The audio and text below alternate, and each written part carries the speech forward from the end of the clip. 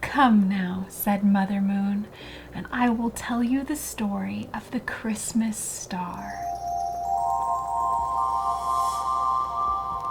Tonight's tale is A Christmas Star. Every morning for a week before Christmas, Mother Moon used to call all the little stars around her and tell them a story. It was always the same story, but the stars never tired of it. It was the story of the Christmas star.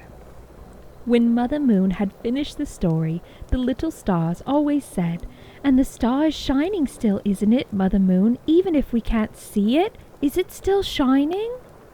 And Mother Moon would answer, "Yes, my dear, it only now shines for hearts instead of eyes." Then the stars would bid the Mother Moon good night and put their little blue nightcaps on and go to bed in the sky, for the stars' bedtime is when people down on earth are beginning to wake up and see that it is morning. But that particular morning, when the little stars said good night and went quietly away, one golden star lingered beside Mother Moon. "What's the matter, my little star?" asked Mother Moon. "Why don't you go with your little sisters?" "Oh, Mother Moon," said the golden star, "I'm so sad. I wish I could shine for someone's heart like the star of Christmas that you tell us about." "Why? Aren't you happy up here in the sky?" asked Mother Moon. "Yes, I have been very happy," said the star. "But tonight it just seems as if I must find someone's heart to shine for." "Then if that is so," said Mother Moon, "the time has come, my little star, for you to go through the wonder entry." "The wonder entry? What is that?" asked the star. But the Mother Moon made no answer. Rising, she took the little star by the hand and led it to a door that it had never seen before. The Mother Moon opened the door, and there was a long, dark entry, and at the far end was a shining little speck of light. "What is this?" asked the star. "This is the wonder entry, and it is through this that you must go to find the heart where you belong," said Mother Moon. Then the little star was a little afraid. It longed to go through the entry, as it had never longed for anything before, and yet it was afraid and clung to Mother Moon. But very gently, almost sadly, the Mother Moon drew her hand away. "Go, my child," she said. Then, wondering and trembling a little bit, the little star stepped into the wonder entry, and the door of the sky closed behind it.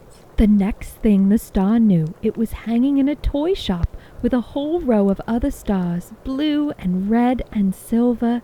It itself was gold. The shop smelled of evergreen and was full of Christmas shoppers, men and women and children.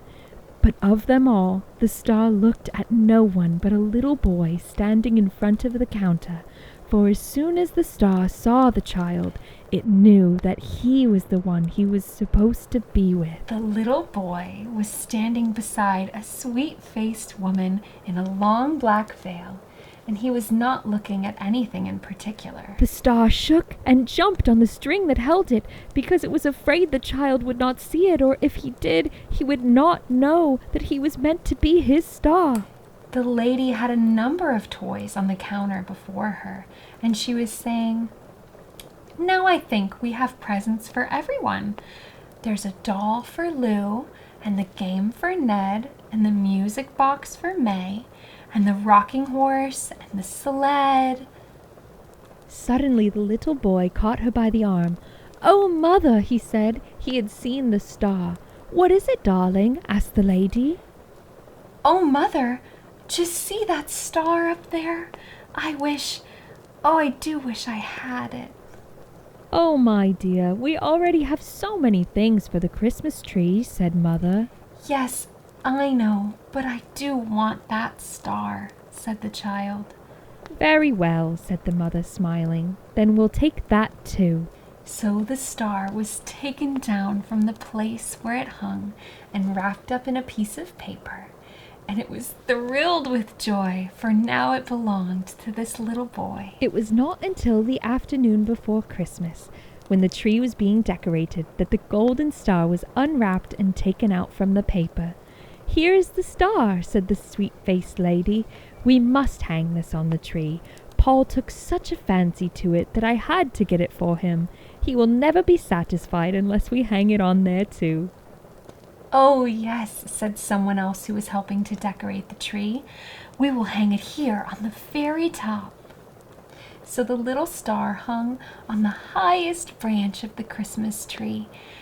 That evening, all the candles were lit on the Christmas tree, and there were so many that they fairly dazzled your eyes. And the gold and the silver ornaments and the fairies and the glass fruits shone and twinkled in the light, and high above them shone the golden star. At 7 o'clock a bell was rung, and then the folding doors of the room where the Christmas tree stood were thrown open, and a crowd of children came trooping in. They laughed and shouted and pointed, and all talked together, and after a while there was music, and presents were taken from the tree and given to the children. How different it all was from the great wide sky! But the star had never been so happy in all its life, for the little boy was there. He stood apart from the other children, looking up at the star with his hands clasped behind him, and he did not seem to care for any of the toys and games, just the star. At last it was all over. The lights were put out, and the children went home, and the house grew still. Then the ornaments on the tree began to talk amongst themselves. So that's it, it's all over, said a silver ornament. It was very happy this evening, the best Christmas I can remember. Yes, said a glass bunch of grapes, the best of it is over. Of course people will come and look at us for several days yet, but it won't be anything like tonight. Then I suppose we'll be laid away for another year, said a paper fairy. Really, it seems hardly worthwhile. Such a few days out of the year, and then to be shut up in a dark box again. I almost wish I were a paper doll instead. The bunch of grapes was wrong in saying that people would come to look at the Christmas tree in the next few days, for it stood neglected in the library, and no one came near it. Everyone in the house was about very quietly with anxious faces, for the little boy was ill. At last, one evening, a woman came into the room with a nurse. That's it, she said, pointing to the golden star. The woman climbed up on some steps and took down the star and put it in the nurse's hand. And she carried it out into the hall and upstairs to a room where the little boy lay. The sweet-faced lady was sitting by the bed, and as the nurse came in, she held out her hand for the star. Is this what you wanted, my darling? She asked, bending over the little boy. The child nodded and held out his hands for the star, and as he clasped it, a wonderful shining smile came over his face. The next morning, the little boy's room was bright and full of sunshine.